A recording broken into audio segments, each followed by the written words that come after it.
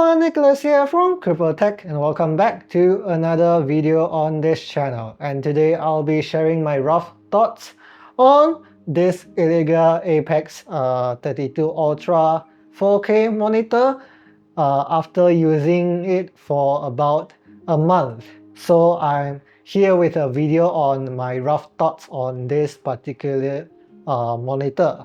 If you missed my unboxing of this monitor, you can find the video link in the corner of the video somewhere. And before I talk about my thoughts on the monitor, let's talk about the specs. It is a 32-inch 4K IPS panel at 144 Hz, 1 millisecond gray-to-gray response time claimed by the manufacturer. And the other miscellaneous specs you can see right here on the packaging. And this monitor costs 1,900 ringgit Malaysia, which is about 420 something USD at the time of filming of this video, which makes this monitor a cheap budget entry point of into 4K gaming monitors, which happens to be suitable for content creation as well because of the color accuracy from the IPS panel.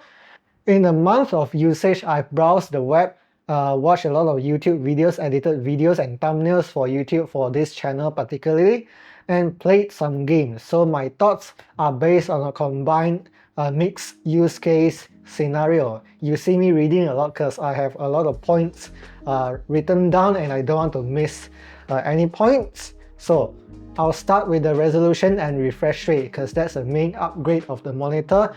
Previously, my previous monitor, which I now use as a side monitor, is the Asus TUF Gaming VG something. It is a 1080p 144 Hz IPS panel. It's the same 1 millisecond gray-to-gray response time claim. I don't have the proper tools to test the response time and all that, so I'm going by the manufacturer's claims while comparing these two monitors that I have.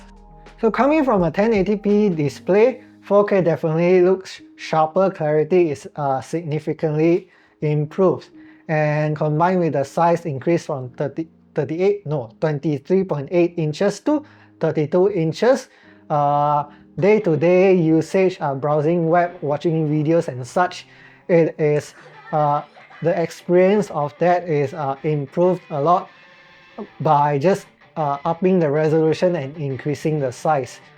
Even though the refresh rate is maintained at 144 Hz, the size increase and the resolution increase makes the experience much more better compared to using the previous 1080p display.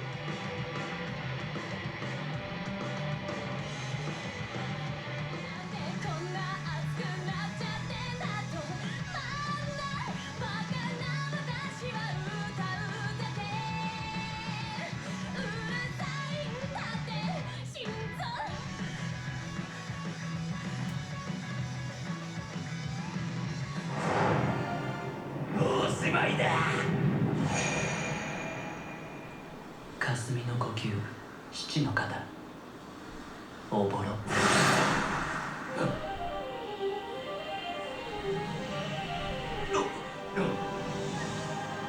え、君はさ、なんで自分だけが本気じゃないと思ったの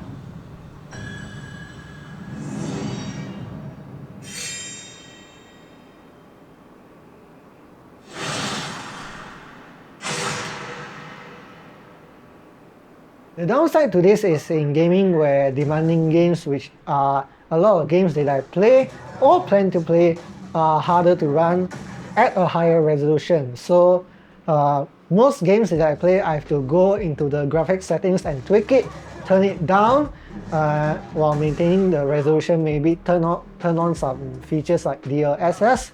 So yeah, I need to tweak the graphics settings one by one to get a playable frame rate from high demanding games. And I plan to play Black Myth Wukong in the future as well, which is another new high demanding AAA title game which I will need to tweak the graphic settings to get it playable on 4K on this panel. So yeah, that is one downside which can really only be solved by upgrading my graphics card. Now let's talk about the build quality of the monitor. As expected from a monitor with these specs, a 4K 144Hz 1 millisecond response time panel, this kind of specs at this price point, the build quality isn't that impressive. The monitor stand itself is good enough, nothing to write home about, but it gets the job done. What feels cheap is the plastic housing and the buttons of the monitor. The buttons feel like they'll break off easily if I press on the buttons too hard. That's where they save cost and be able to get this monitor down to this price point, but it doesn't help with the confidence level of the product of this monitor. The plastic housing and the buttons feels like they're too cheap. So yeah, take that information however you want. Another issue worth mentioning is that when editing videos on DaVinci Resolve, the monitor will sometimes just turn off for a few seconds and then turn back on. But when it turns back on, every little motion on the monitor will have a significant ghosting effect and making it basically unusable. And the only way to get rid of the ghosting issue then is to turn off the monitor manually and turn it back on again. I have no idea what the cause of this issue is, and I have yet to follow up with the support of Illegear. So yeah, if I discover anything or if I have any updates, I'll have an update either with another video or pinned comment down in the comment section on this video.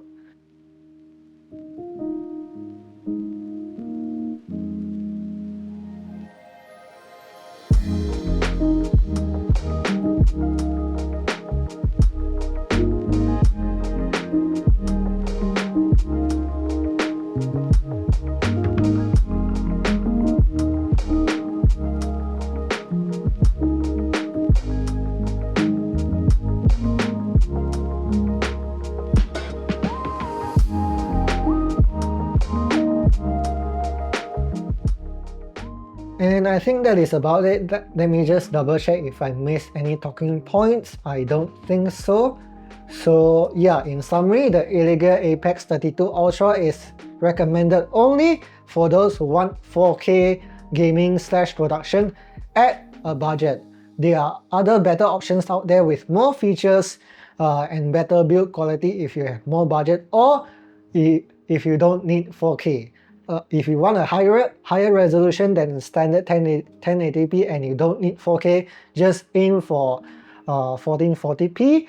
It is sharper than 1080p, sharp enough even at the size of 32 inches, and it's easier to run than 4K in games as well.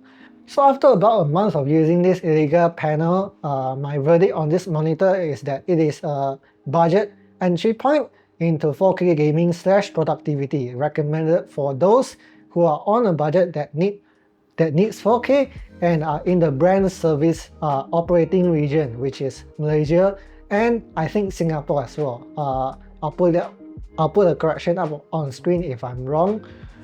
And so what are your thoughts on this monitor after hearing my rough thoughts on it? Did I miss out on anything that you want to find out about this monitor?